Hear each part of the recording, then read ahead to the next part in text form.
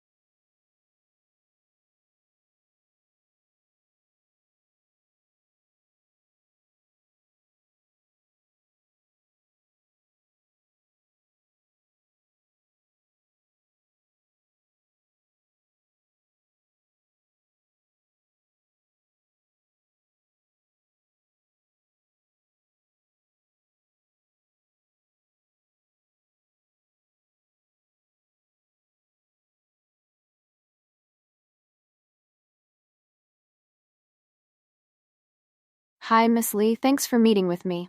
I'm considering a career in environmental science, but I'm not sure what kind of jobs are available or what specific skills I should focus on. Hi, Sarah. Environmental science is a great field, especially with the growing focus on sustainability. There are quite a few career paths, like working with environmental consulting firms, research organizations, or even government agencies focusing on policy. That sounds interesting. I've always wanted a job that involves both fieldwork and data analysis.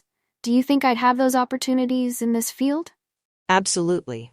Many environmental scientists work outdoors to collect data and analyze environmental samples. For data analysis, you might want to strengthen your skills in software like GIS, which is widely used for mapping and analyzing environmental data. I haven't used GIS before, but I'd love to learn. Do you know if the university offers any courses in that? Yes, we do have a beginner's GIS course. It's quite popular with students in environmental studies, and it could be a great asset for your career development. Thanks, Miss Lee. I'll look into enrolling in that course next semester.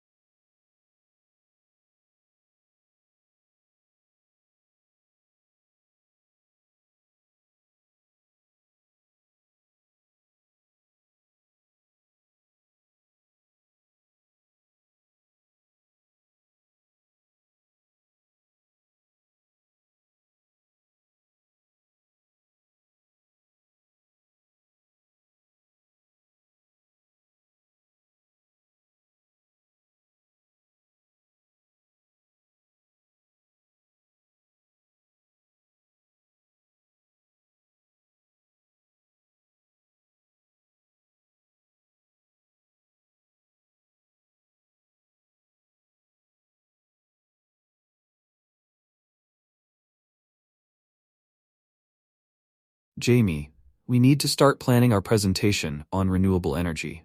The project is due in 3 weeks, but I think we should aim to have a draft done by next week. Agreed. I was thinking we could divide it into 3 parts: an introduction on what renewable energy is, a section on different types of renewable sources, and finally, the pros and cons of using renewable energy. That's a good outline. I'll take the introduction and types of renewable energy. You could focus on the pros and cons. What do you think? Sure, I can do that. I'll start gathering information on the advantages and disadvantages, like cost, accessibility, and environmental impact. Should we also create a slideshow? Definitely. I think a slideshow would help make the information clearer for our classmates.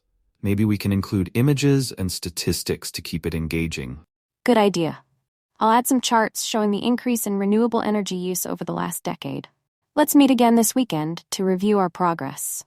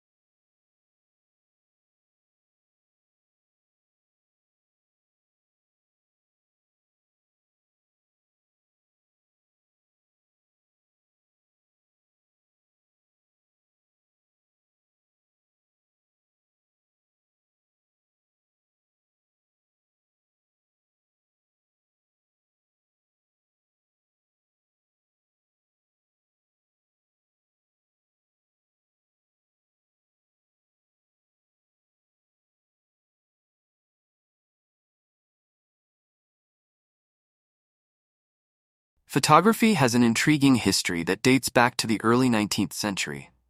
The first photograph, taken by French inventor Joseph Nicephore Niepce in 1826, required an 8-hour exposure to sunlight. His technique was revolutionary, but not practical. Later, Louis Daguerre improved upon Niepce's invention by creating the daguerreotype process, which reduced exposure time significantly and produced clearer images. This advancement sparked public interest and made photography accessible to more people. Throughout the 19th century, photography continued to evolve with the invention of film and cameras that could capture multiple images.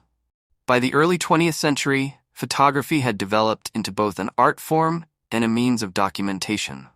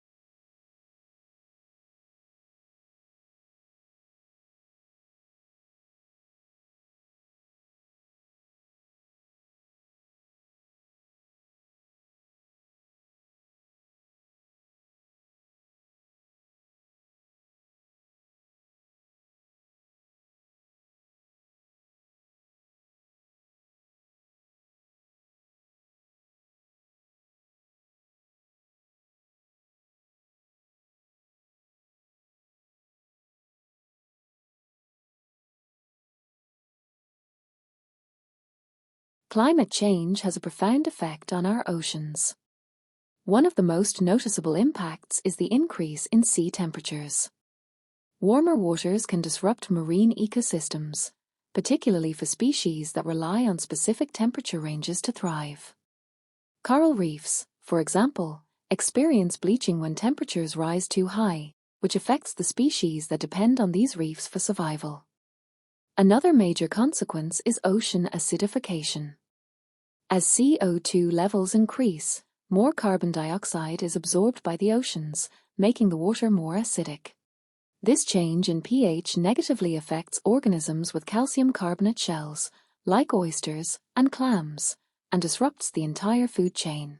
Scientists are working on solutions, such as reducing CO2 emissions, to mitigate these effects.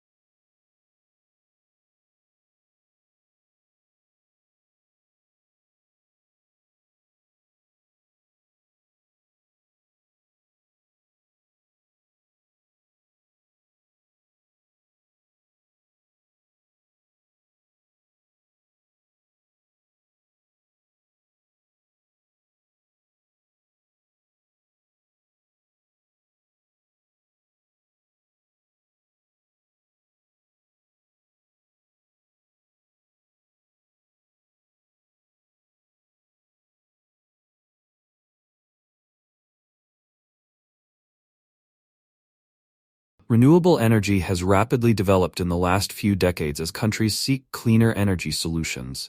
Solar power has become a significant energy source due to advancements in photovoltaic technology, which have made solar panels more affordable and efficient. Wind energy has also grown, with new turbine designs that harness wind more effectively. Geothermal energy, while less common, is a powerful source in certain areas where geothermal reservoirs are accessible. Countries like Iceland and the Philippines use geothermal energy extensively. As technology advances, renewable energy sources will likely account for an increasing share of the global energy mix. However, each source has challenges. Solar energy requires large areas, wind turbines can impact local wildlife, and geothermal plants are limited to certain regions.